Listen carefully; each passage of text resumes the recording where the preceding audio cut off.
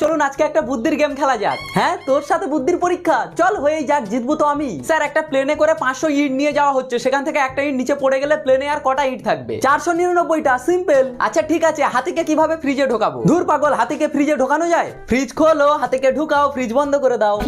আচ্ছা স্যার, জিরাফকে কিভাবে ফ্রিজে ঢুকাবো? ফ্রিজ খোলো, জিরাফকে ঢোকাও, ফ্রিজ বন্ধ করে দাও। না স্যার, ভুল উত্তর। ফ্রিজ খোলো, হাতিকে বের করো, জিরাফকে ঢোকাও, তারপরে ফ্রিজ বন্ধ করো।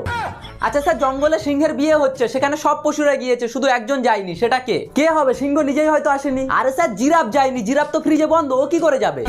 বাঘের গুহার সামনে থেকে রূপাকে যেতে হবে, ও কি করে যাবে? দূর পাগল, কিভাবে যাবে? গেলে তো বাঘ ওকে খেয়ে নেবে। আরে স্যার, বাঘ তো সিংহের বিয়েতে গিয়েছে, এমনিই চলে যাবে। তবুও রূপা মারা গেল, কি করে? আরে কি করে মরবে? সব পশুরা তো সিংহের বিয়েতে গিয়েছে, তাহলে ওকে কে মারবে? আরে স্যার, ওই যে প্লেন থেকে একটা ইট নিচে পড়ে গিয়েছিল, ওটা তো রূপার মাথায় পড়েছে।